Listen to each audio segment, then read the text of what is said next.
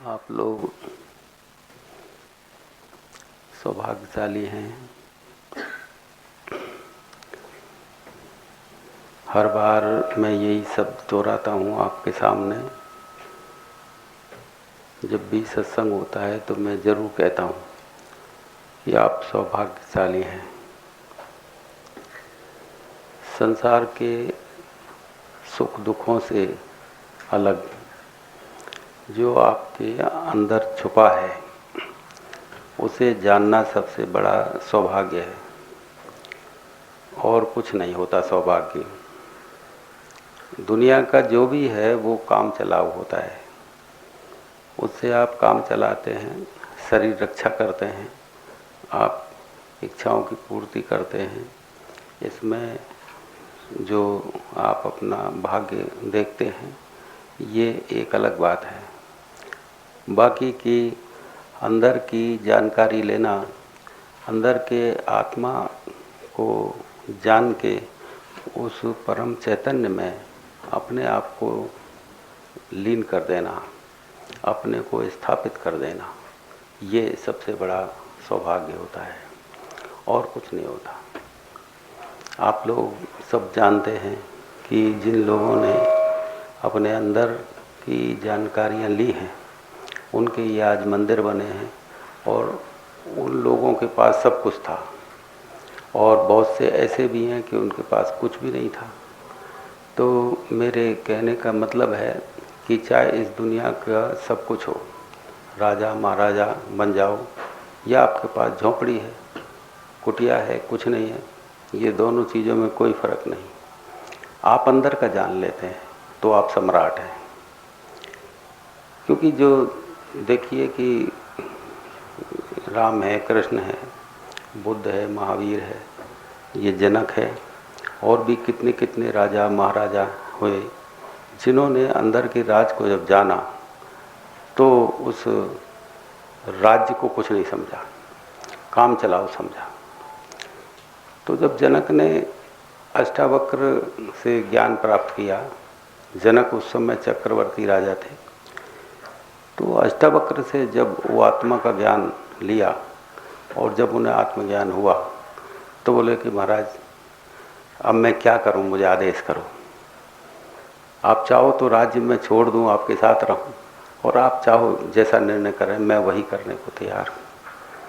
अब देखिए, जंगल में रहना और राजपाट दोनों बराबर श्रेणी में करके देख रहे हैं राजा जनक। कह रहे हैं कि आप कहें मैं वो कर लेता हूँ, आपके आदेश से जो हो। बाकी मेरी इच्छा तो है कि मैं आपके साथ रहूं और जो आप आदेश करें जंगल में वैसे मैं सेवा करूं। तो अष्टावक्र बोले कि नहीं राजन, उसी गद्दी पे जाके बैठो, उसी साम्राज्य को चलाओ, उसी राजपाट को तुम करो। लेकिन देखने की बात यह है कि राजा जनक की आंखों में राजपाट भी वही था और जंगल की कुटिया में रहना भी एक बात बन गया था। जब दृष्टि एक समान हो जाए कि ना कुछ में भी कुछ देख ले और कुछ में भी ना कुछ देख ले, तो फिर आदमी दुरुस्त हुआ। फिर वो स्थिति जो है, वो स्थिति सौभाग्य की स्थिति होती है। तो जब मैं तुम्हें कहता हूँ कि तुम सौभाग्यशाली हो, तो मैं इसलिए कहता हूँ कि आप उस तरफ जा रहे हैं जिस तरफ राजा जनक गया, राम गए, कृष्ण गए, कबीर, नानक, रैदास, मीराबाई, सहजोबाई, ये जिस तरफ गए तो उनको दोनों पलड़ों में बराबर दिखाई दिया। और जब आप केवल एक तरफ जाते हैं, जब आप एक तरफ देखते हैं, तो मैं देखता हूँ कि आप एक तरफ जब देख रहे हैं तो वो तो साथ ही नहीं जाना, वो तो केवल काम चलाने के लिए है।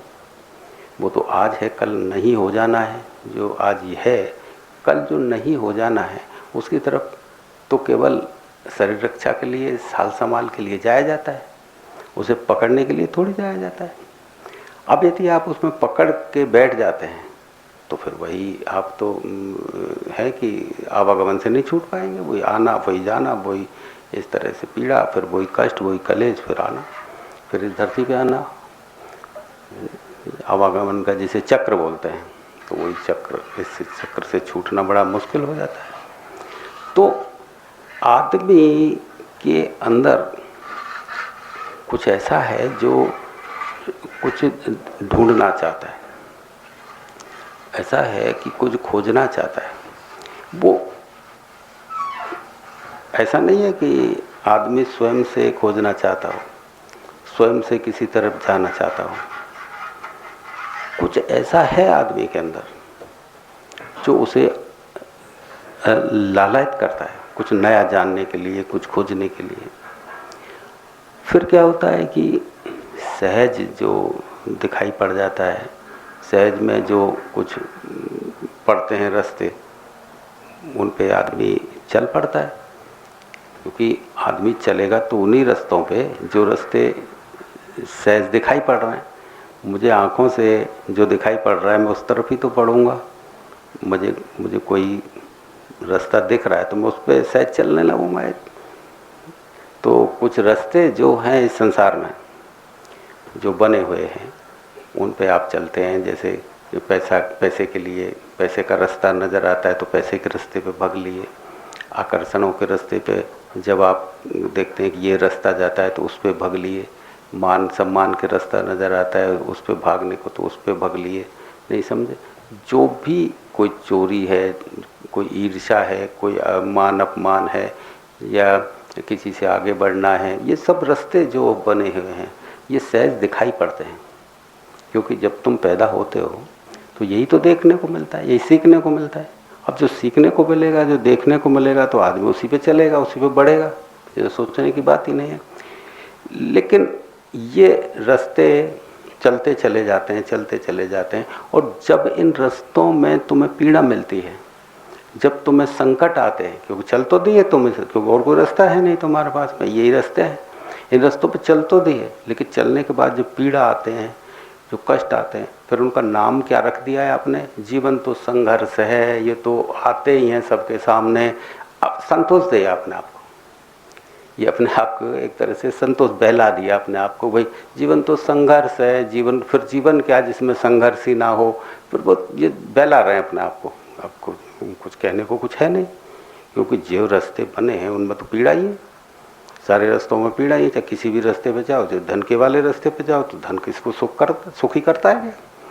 कि कोई है एक आज जिसको धन ने सुखी किया हो? धन तो पीड़ा ही लाता है। आकर्षणों में तुम जाते हो, जब तुम जाते, किसी को आकर्षणों ने कोई सुख दिया है? बोलो। ईर्ष्या में तुम जाते हो, मान सम्मान में जाते हो, किस घुसते तो हो अच्छा समझ के, लेकिन पीड़ा मिलती है। तो सोचो जीवन संघर्ष है, जिसने संघर्ष नहीं किया उसका जीवन किस काम का? संघर्ष में तो वो प्रेरणादायी होते हैं, संघर्ष करो। अब ये चीज़ें जो बना ली हैं तुम, इसको इन धारणाओं से बाहर कैसे निकाल पाएगा कोई? एक आदमी की कोई जवानी तो है नहीं। अब ये जवान तो सबकी जवान बन गई कि जीवन तो संघर्ष है, संघर्ष तो करना ही चाहिए। अरे भाई जब जीवन संघर्ष है, दुख भी आ रहे हैं तो क्या है भाई? संघर्ष है तो आते ही हैं दुख भाई, तो हमारे नहीं आएगा कोई? तुम्हारे कोई अनोखे आ रहे हैं? जीवन जीना है तो दुख तो पाना ही पड़ता है, संघर्ष तो करना ही पड़ता है। अब इस धारणा से आदमी को निकालोगे कैसे बाहर? जो आदमी सोच रहा है कि संघर्ष है, जीवन दुख तो आते ही रहते हैं, तो फिर वो तो वही करेगा, वो तो नया रास्ता खोजेगा ही नहीं। वो नया रास्ता खोजेगा कैसे? वो तो उसी रास्ते पे भागेगा कि जिनके दुख पाना ही है तो बस पाना ही है।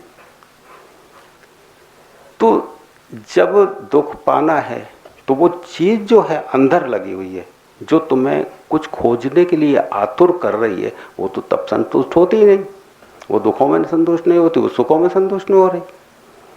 जिस चीज ने तुम्हें खोजने के लिए, कुछ ढूंढने के लिए भगाया है, वो तो संतुष्ट हो ही नहीं रही। कोई भी धन पाके, राज वैभव पाके संतुष्ट हुआ ही नहीं, लेकिन वो फिर भगा रही है। और तुम तो कह रहे हो कि जीवन तो संघर्ष है, दुख तो आते ही रहते हैं। चलो तुम्हारी मान ले बात, जीवन तो दुख है, संघर्ष है, दुख आते ही रहते हैं, लेकिन संतुष्ट तो हुए नहीं दुख पाके। नहीं समझे बात? चलो संघर्ष कर लो, लेकिन संतुष्टि तो आई नहीं, फिर दूसरा रास्ता कोई है नहीं। सहजो एक बार अपने कुटिया के बाहर, घर के बाहर कुछ ढूंढ रही, धूप निकल रही थी, कुछ ढूंढ रही, बड़ी बारीकी से ढूंढ रही। तो कुछ लोग निकल के जा रहे, बोले कि माता जी आप क्या ढूंढ रही बाहर? कि नहीं मेरी सुई खो गई, उसे ढूंढ रही हूं। कि सुई बाहर कैसे खो सकती है? सुई खोगी तो अंदर सुई का काम होता है।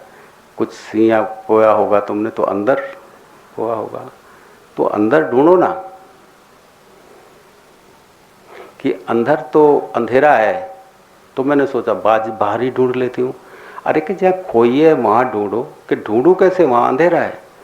कि तुमको इतना भी पता नहीं कि दिया जला लेते हैं तो उजाला हो जाता है। दिया जला लो, उजाला हो जाएगा, वहां ढूंढ लो। तो सहजो बोली यही तो मैं तुम्हें बताना चाहती हूँ। मैं भी जानती हूँ दिया जलाने से उजाला हो जाता है। मैं तो तुम्हें बताने के लिए ऐसा कर रही थी कि तुम्हारी आंखें कब खुलेंगी, तुम उस दीपक को कब जलाओगे जिसमें तुम्हारी खोई चीज मिल जाए। तुम तुम्हारे अंधेरे में प्रकाश कब करोगे कि उस प्रकाश में तुम अपनी खोई हुई चीज को ढूंढ सको जहाँ संतुष्टि मिलती है। महात्मा किसी भी तरह से कुछ बताना चाहते हैं। कोई किसी को महात्मा पीड़ा नहीं देना चाहते, वो किसी को चोट करना नहीं चाहते। तुम यदि भटक गए हो तो उसे भटकाव को जो है थोड़ा सा सूचना देते हैं कि भाई ये तुम करो, तुम्हारा ये स्तर नहीं है, तुम्हारा स्तर कुछ और है।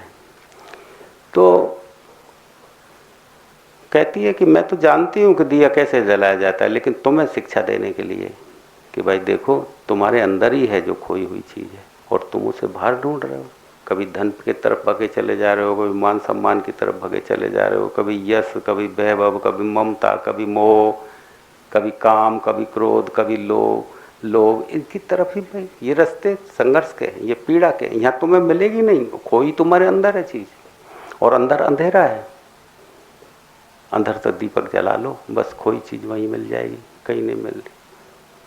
मोको कहाँ ढूंढे बंदे, मैं तो तेरे पास में। कबीर साहब भी इस समर्थन में बोलते हैं। कबीर साहब ने समर्थन दिया। कबीरदास जी ने बहुत कुछ लिखा, बहुत कुछ लिखा, क्या बोला, लिखने वाले तो दूसरे ही होते हैं। उन्होंने इतना बोला, क्योंकि एक बात ये ध्यान रखना बेटा, जिस घड़ी तुम उस यात्रा पे निकलोगे और वो जब डुबक लगेगी ना बेटा, तो इतना निकलेगा अंदर से, चाहे भजन के रूप में निकले, चाहे गायन के रूप में निकले, चाहे वो दोहों के रूप में, चौपाइयों के रूप में, चाहे वैसे ही बोल रहा, इतना निकलेगा कि तुम भी चौंक जाओगे कि कैसे शब्दों में बांधूं इसे।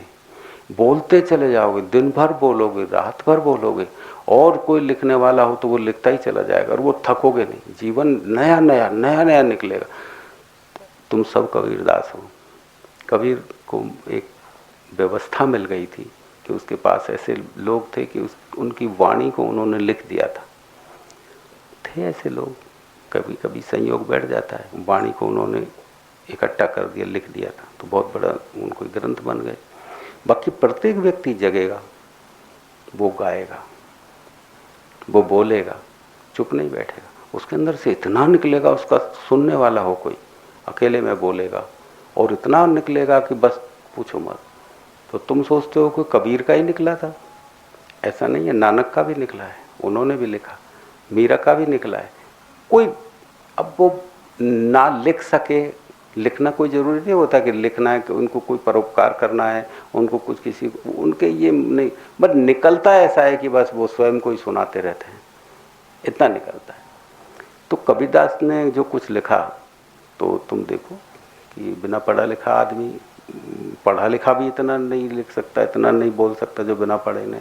तो वो उसका नहीं था बोलना, वो तो उसकी जागृति में से निकलता है। जब आदमी जगता है तो जगने में आदमी बहुत कुछ बोलना चाह रहा है, वो नया नया देखता है तो नया नया बोलता है, बहुत कुछ बोलता है। तो तुम्हारे साथ भी ये, तुम चल रहे हो साधना में, तुम्हारे साथ भी यही घटना घटित होती। तुम देखते नहीं कि कितने भजन निकलते हैं, ग्रंथ का ग्रंथ बना लो, इतने भजन तुम मुझे सुनाते हो अपने, और वो तुम लिखना पढ़ना जानते नहीं, इसलिए वो कैप्चर नहीं हो पाते, वो राइटिंग में नहीं आ पाते। फिर मैं ही सुन लेता हूँ या फिर तो वो दूसरों से लिखवा लेते हो। कितना निकलता है, कितना। तो वो चीज़ तुम जानते भी हो, जो मैं बोलता हूँ तो उसको तुम समझते भी हो, क्योंकि तुम्हारे साथ ये घटनाएं घटित हो रही हैं।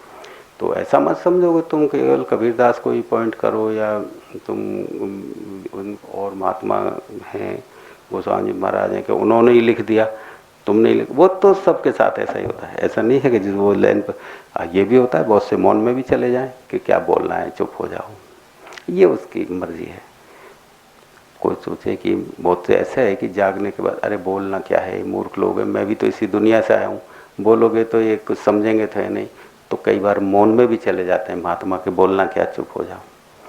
जैसे बुद्ध थे, वो जाने, जब उन्होंने जाना उस वैभव को तो मौन में उतर गए, बोला ही नहीं उन्होंने, काफ़ी दिन नहीं बोला।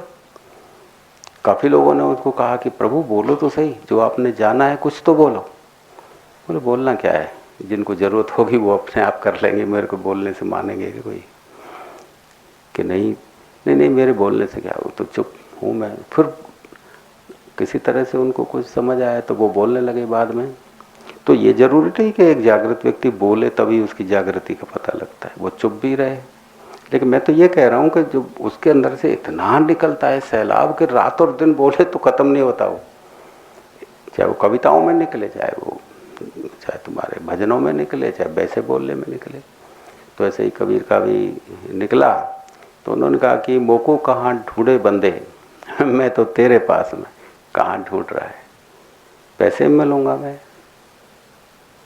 काम में मिलूंगा मैं, लोभ में मिलूंगा मैं, आकर्षणों में मिलूंगा, किसी से आगे निकलने में लगूंगा, मैं वहां नहीं मिलूंगा। तू जो ढूंढ रहा है तुझे खुद को ही पता नहीं है तू ढूंढ क्या रहा है, तुझको खुद को पता नहीं कि ढूंढ क्या रहा है, लेकिन जो रास्ते बने हुए हैं उन पे भागा चला जा रहा है।